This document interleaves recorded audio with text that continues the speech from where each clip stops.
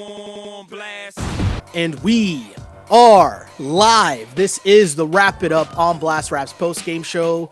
As always, my name is Sheldon Alexander, and this episode of Wrap It Up is brought to you by Clean Cuts Barbershop, 2013 Danforth Avenue in the East End of Toronto. Clean Cuts, the multicultural barbers that will always keep you fresh for any and all occasions. So go see Skip and the crew.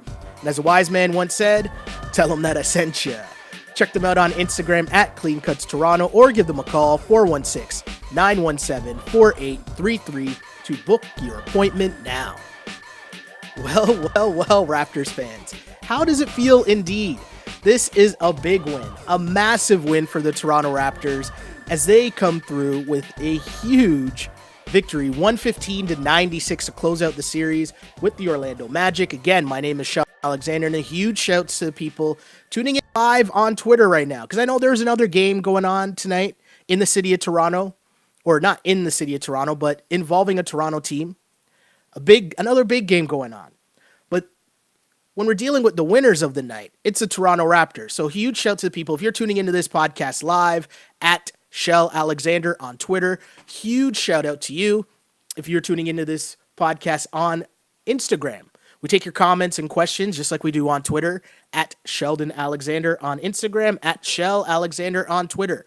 Shouts to you guys for tuning in. Raptors win, Raptors win, Raptors win. And if you happen to be a Leaf fan, I am a Leaf fan. I'm hurt by that Leafs loss. Don't get me wrong. But if you are a Leaf fan and right now, currently live right after the game's ended pretty close to around the same time, but maybe you weren't ready to join into what happened with the Raptors yet. So you're listening to the podcast the next day. Shouts to you.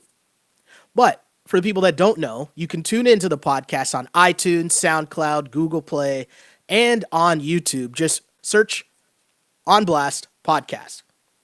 On that feed, you'll find everything you need to see, everything you need to hear involving the Toronto Raptors and what we've been saying all year, the best team in franchise history.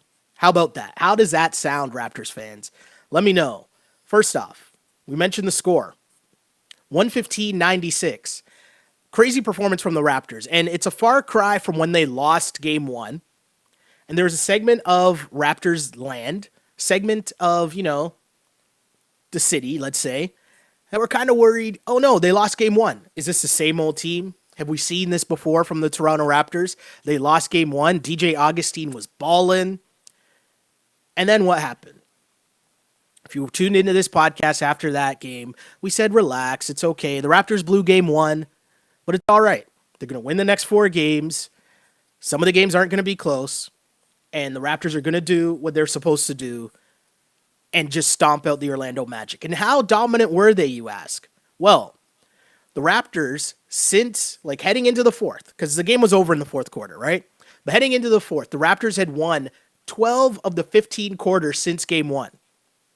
For the entire series, the Orlando Magic only led for 5 minutes and 28 seconds since game one. That's crazy. That is a crazy stat. That just shows total domination from the Toronto Raptors. And the same thing that we've been saying all year about this team. This team is different. They took care of a first-round matchup like you're supposed to when you are favored, when you are a number 2 seed, when you've had one of the best records in the league, and you're playing one of those lower-tiered seeds, you're supposed to take care of business. Especially when you look around and you see what some of the other big boy teams are doing as well. Great sign for the Toronto Raptors to follow suit, but things that come out of this series. Okay, first off, playoff Kawhi is a real thing. I don't know if people were curious, if people were doubting that. If people might have been familiar with Kawhi's resume in terms of, we all know he was a finals MVP, but I don't know how many people actually watched Kawhi on a game-to-game basis, especially once the chips were on the table and it was playoff time coming around in San Antonio, right? I don't know how many people would have been familiar with Kawhi's work, but Raptors fans got to see it in this series in all but one game, and he still gutted out 19 points?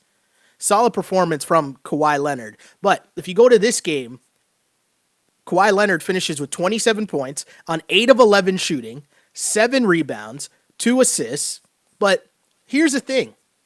5 of 5 from three-point land. that might have been the craziest part of Kawhi Leonard's or season, if you ask me. Like, the one thing I didn't really know about Kawhi Leonard was that his 3-point shot was that wet.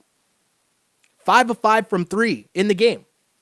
And if you're 5 of 5 from 3, that means you could have gone like 5 of 10 because you could have shot like 5 more shots and everyone would have been okay with that because you're hot. You started off 5 of 5, right? But Kawhi is just a monster.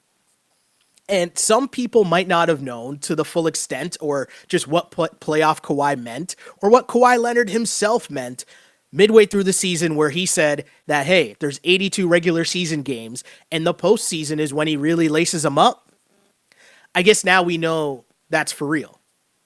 Because what a show he put on in this series. He was sick in the one game, still guts out a performance. But other than that, it was just work. High efficient scoring, high defense, high level of defense. And that maybe might have been the key for the Raptors. Because it wasn't just Kawhi playing defense. You could tell it was a team mentality. Siakam, we know, can guard, 4 to 5 positions on the floor? Kawhi Leonard is a beast defensively. Marc Gasol, he was getting blocks in the middle, just his defensive positioning, the way that he was helping on screens and getting in the way of getting in passing lanes. It was just a show from the Raptors. And then there's your man's Kyle Lowry. I really want to know what it must feel like to be Kyle Lowry in this situation, right? Because obviously he's been right there as the face of the Raptors franchise, he and DeMar, for this run of success for the Raptors team. But now with him being here without DeMar and having a situation that he's never been in, where the Raps were up 3-1 for the first time in the history of their franchise, but you're up 3-1 in a series and you get a chance to stomp out a team and just take them out and have a dominant win in the playoffs. And something Kyle Lowry hasn't seen before. And what did he do? He came out the gate and just put in work. First basket, driving to the layup.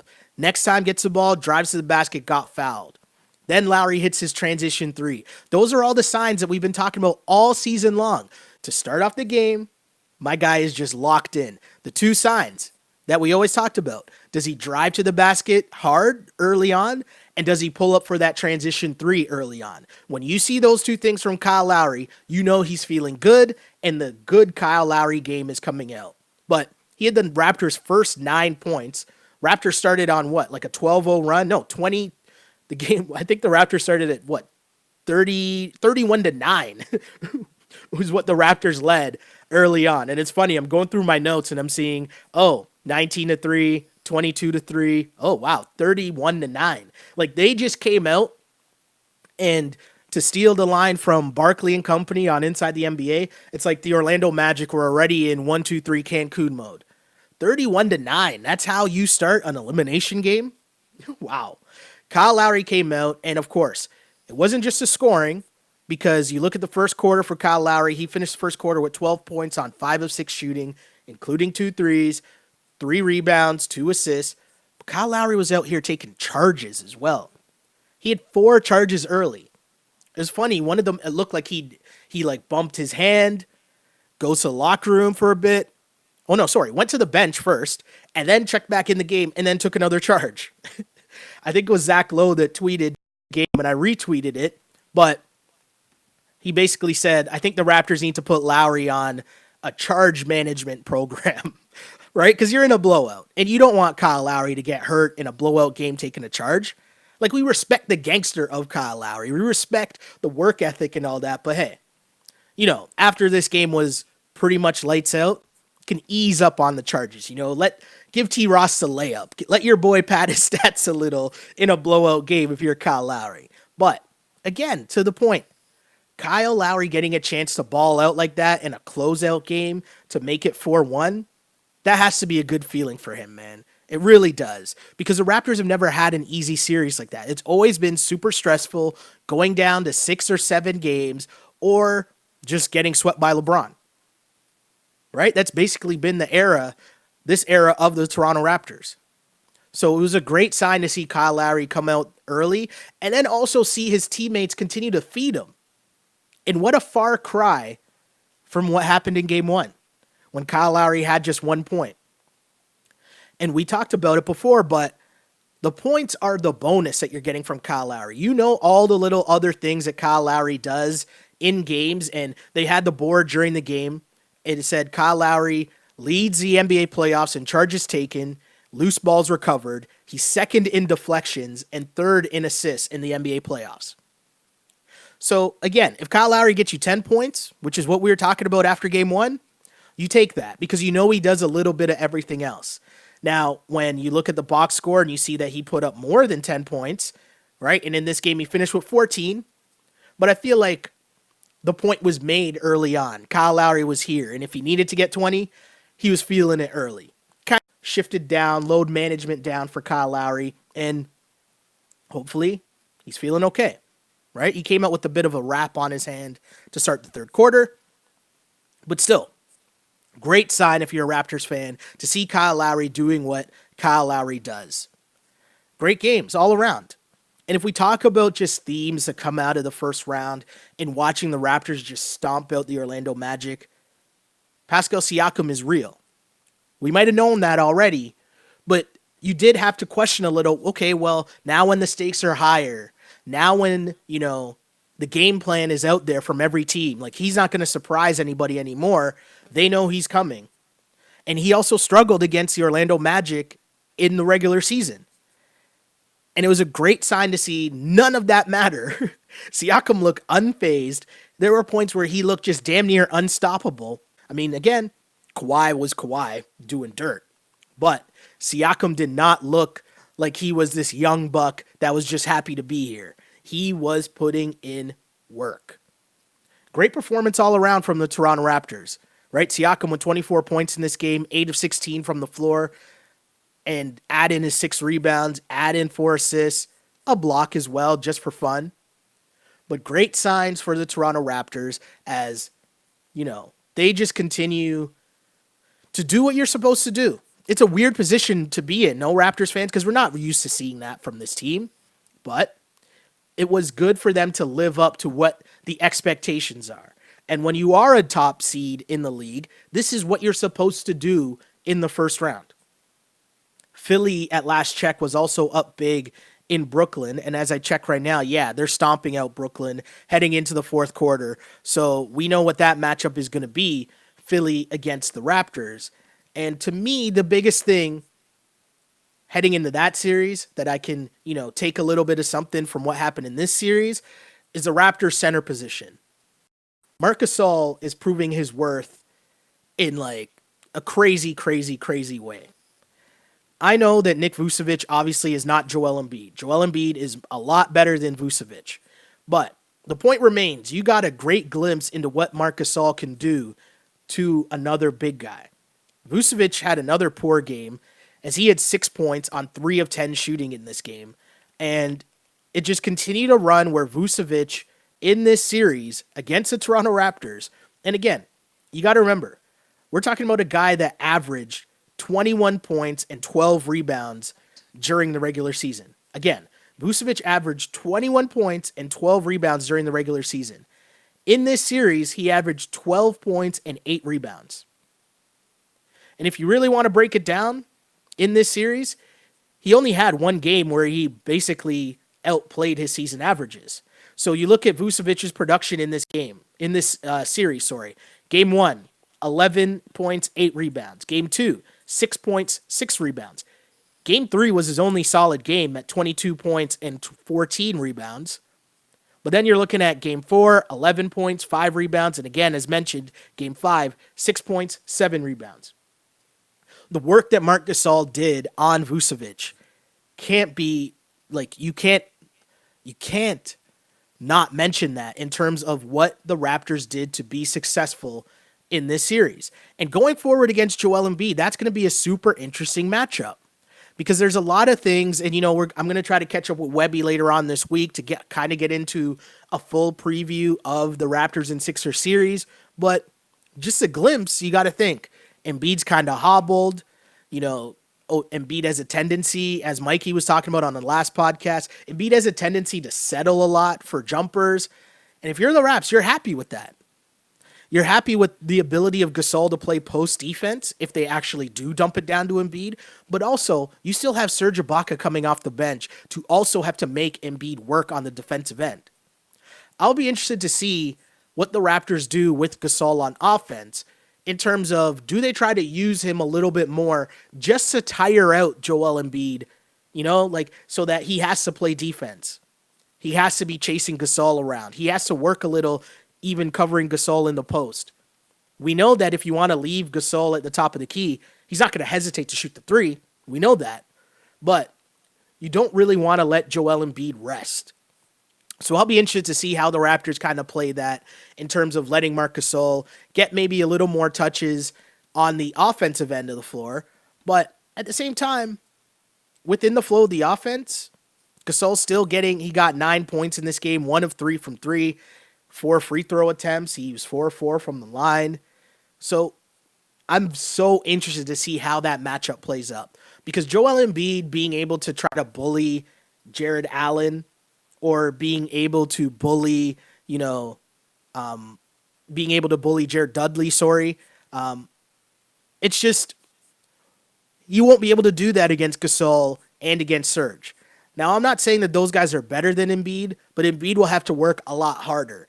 And I talked about this on the podcast we did at Shark Club the other night. But the way that Embiid was beefing down and talking trash, getting into it, laughing in the post games, getting into it with Jared Dudley on the court. It's like Marc Gasol and Serge aren't going to be here for the play. So if Embiid wants to do all that stuff, cool, whatever. Let him make his jokes, let him do his Instagram stuff, whatever. The Raptors, we know, are a veteran team, and they will be focused on winning and advancing in the playoffs. But let's get to some comments, guys, because this was just a great game. And I asked you guys while I was setting up, but the feed was still cooking. I asked you guys what you thought of this game because it was just an outstanding game. And I know that the Raptors won, and the final score doesn't really do it justice because the Raptors led by as many as 37 points in this game. And I want to know what it kind of felt like as Raptors fans to watch a team do that. A team that you cheer for do that. Because you've never been in that position. Let's get to some comments. How does it feel? One word, gratifying. Another comment here says, watched 81 of 82 games this season. Been watching for years prior to that. Feels damn good. Someone else chimes in and says, and we are live. Hashtag We the North. Hashtag RTZ. I mean, if you don't know, that's the intro to the pod. But I assume if you're listening to this, you probably got that. But anyways, for the people in the back, my guy Jerome says, it's about time, in all caps, heavy emphasis on time. Another comment here says, Kawhi 5 of 5 from 3, 27 points on 12 shots. Playoff Kawhi is a beast. You will get no arguments here. I've been trying to remind everybody from the start of the season to now to enjoy this run, because you're getting a chance to watch Kawhi Leonard on a nightly basis, one of the top basketball players in the world. Like, no arguments, no gas, no nothing. One of the top players in the world do what he does at a super high level. And that's got to be gratifying if you're the Toronto Raptors. There's so many comments here, and I want to get to as many of them as possible as the Raptors continue to do what they do. I'm going to be honest, and I'm going to avoid the comments about what might have happened to another Toronto team here. Another comment just says, Raptors win, Raptors win, Raptors win. Diversified Youth chimes in and says, big up Sheldon, even if he loves Gasol more than Serge. Listen, I like Gasol and Serge the exact same amount. I might think Gasol is a better player or better fit with the starting lineup, but hey, I like them both equally. They will both be, how about this? Both Gasol and Serge equally will be key contributors, or key, depending on how those two guys do, will be a key factor in whether or not the Raptors beat the Sixers. How about that? Like them equally.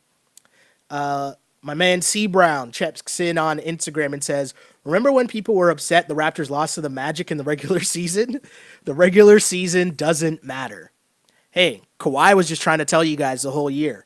Nick Nurse and Masai and McKechnie and everybody that came up with this load management stuff, they're trying to tell you the regular season didn't matter. Because remember, the Raps had trouble with Orlando all season long, and yeah, didn't matter. Let's see.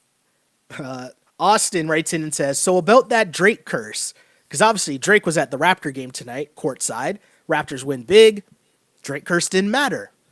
Another comment here. Different team, different year. The playoffs really begin now. Can't wait to see how Kawhi and this team rises to the occasion against Philly. I honestly can't wait for that matchup either. I think that matchup is going to be so good. And if you go back to the regular season, Kawhi was able to give Ben Simmons fits the entire time. Jimmy Butler had a game where he and Kawhi kind of went toe-to-toe. Raptors won that game, but Jimmy Butler put up some major points in that game. Obviously, the Raptors had not played the Sixers once the Sixers got Tobias Harris and made those other trades where they brought in like their key bench guys in terms of Scott, who comes off the bench and just rains threes. He hit that game winner for them a couple games ago for the Nets. But also, Philly hasn't seen the Raptors since the Raptors have gotten Marc Gasol.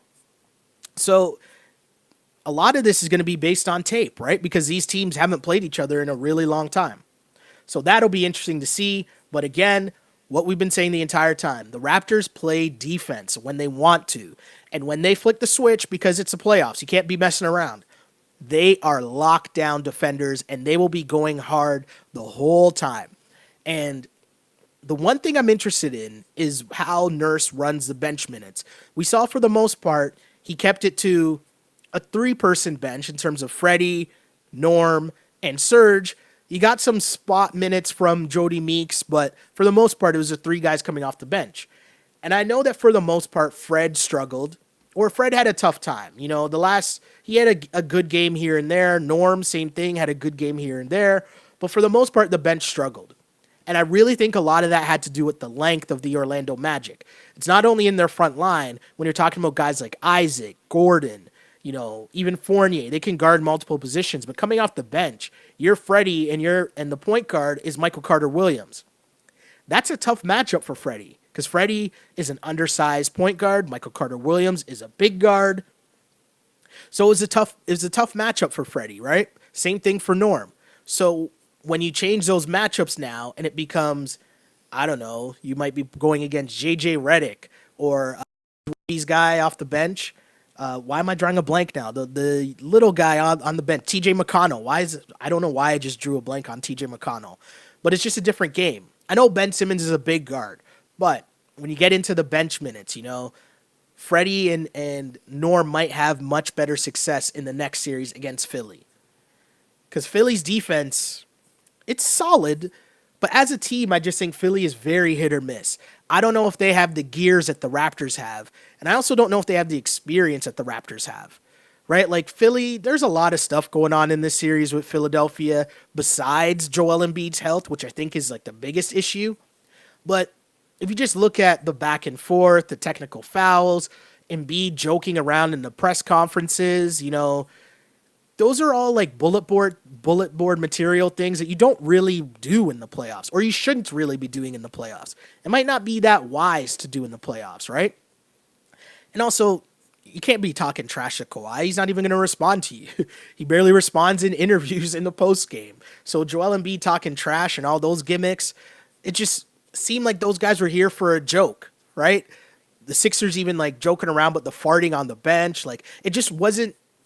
I don't know if they're ready for prime time. That's what I'm saying. That's how I'm feeling heading into this Sixers series. But let's get back to the Raptors, and let's get back to, most importantly, you guys, the Raptors fans. Another comment here. I asked a question off the top. Raptors fans, tell me how you feel after that game. One comment on Instagram says, we run Tings. Tings now run we. I like that. That's a very Toronto response. I like it. A certain Toronto. There's 2 Torontos, right? There's different Torontos, which we all love and appreciate them both equally because that's what makes Toronto, Toronto, right? Another comment. This is what it must have felt like to be a Cavs fan. Fair enough.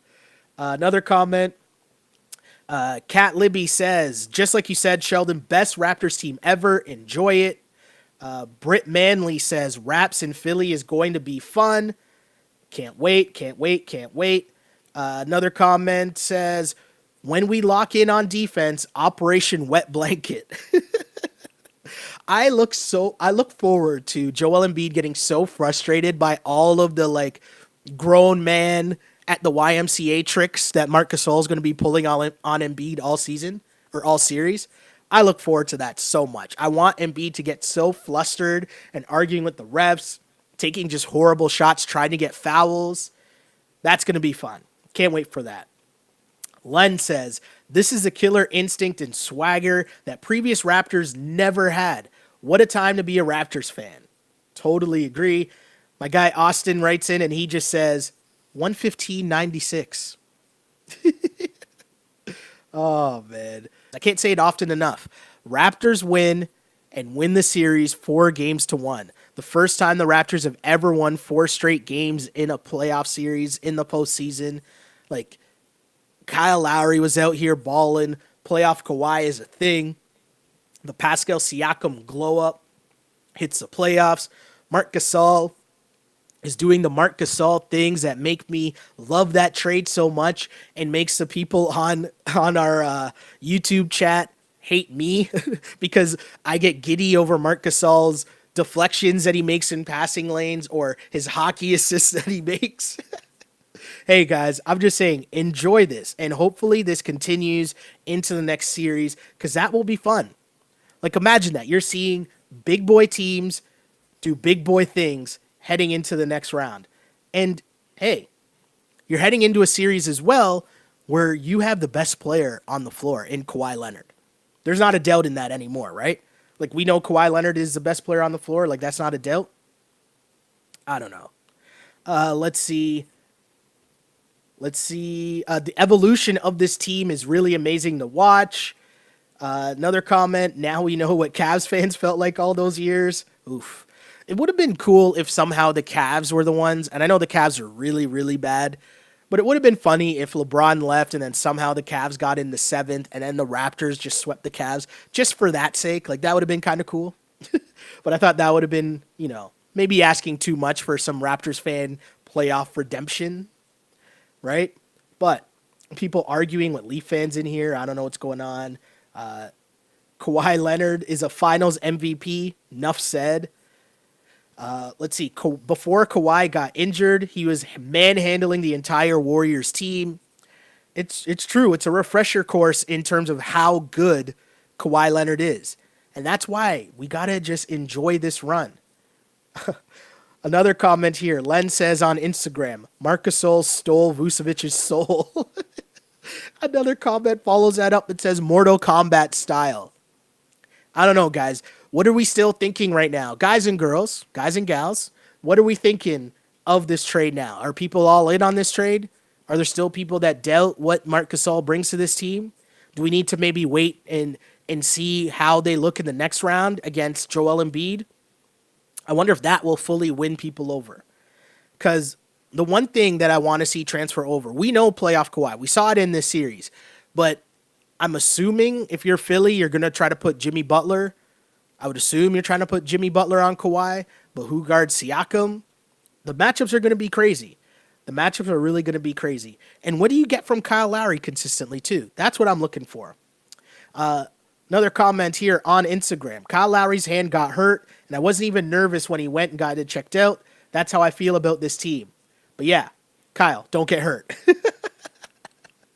Another comment. Kyle versus his hometown team is going to be amazing. That is going to be fun. Kyle Lowry, we know the Pitbull Kyle Lowry. He has that chip on his shoulder. When he needs a little, like the weirdest thing set him off, maybe it's a bad call. Maybe it's chirping the officials. Maybe it's chirping the other team. As we remember, him and Ben Simmons got into it. Last season that was? But Kyle Lowry playing in Philly. Me thinks Kyle Lowry's going to be a little fired up for that one, right? Here's a question. Should we be a bit concerned about how the first substitutions in this game led to a 12-2 run by the Magic against our bench personnel? That is a great point. And I wrote that down too because the Raptors were up by 22 points, right? They were up big. And then Kyle and Kawhi checked back into the game, and the Raptors were only up 11. Again, after that 12-2 run by the Magic, but once Kyle and Kawhi came back in, magically Fred's hitting wide open threes, Serge is getting a nice little dunk, Freddie's getting layups, Norm getting layups. Raps answered that run. As soon as Kyle and Kawhi checked back in, they answered with a 7-0 run of their own. This is going to be the series where we really see Nick Nurse have to make certain adjustments because, I mean, if this series got a little tighter with the Orlando Magic, I wonder how much tighter the restraints would have been on the bench in terms of we still saw Norm and Fred VanVleet playing together all the time. As the games get tighter, and they probably will in the Sixers series, and the matchups, you're talking about Jimmy Butler, you're talking about Tobias Harris, you're talking about big boy players, right? I'm interested to see how Nick Nurse will run the bench in terms of you need to have two of Kyle, Kawhi, and Pascal on the court at all times. Is that kind of how the offense has to run? Can you have long stretches where you have Fred VanVleet and Norman Powell on the floor together? I'm interested to see how that matchup works out for the Raps because the 33 minutes that people were complaining about, that I was complaining about after game one, that might have to get upped for Kawhi Leonard heading into this series. And I'm not worried about Fred, and I'm not worried about Norm, and I'm not worried about Serge when they're on the court with Kawhi and Kyle. Let's put it that way. Let's keep it funky all the way. When you have those, what I'm calling the grown-ups, the vets on the floor with the young bucks, to settle them down. Because Fred and Norm have a tendency sometimes to, when the run's going the opposite way, they're trying to go for the home runs, as I think it's Leo or Jack. One of them always say that. They're trying to either hit the big boy three or drive and do too much instead of trusting the offense, trusting the flow of your offense to what you really see with the starters all the time, passing up good shots for great shots. How many times did we see that in this game? Someone would have an open shot and then pass it up to someone else for a wide open shot.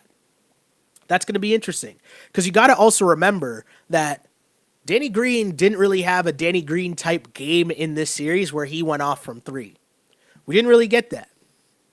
So hopefully, in terms of the bench, the rotation's limited a bit, and then we only get to see one of Norm and one of Fred on the court at the same time.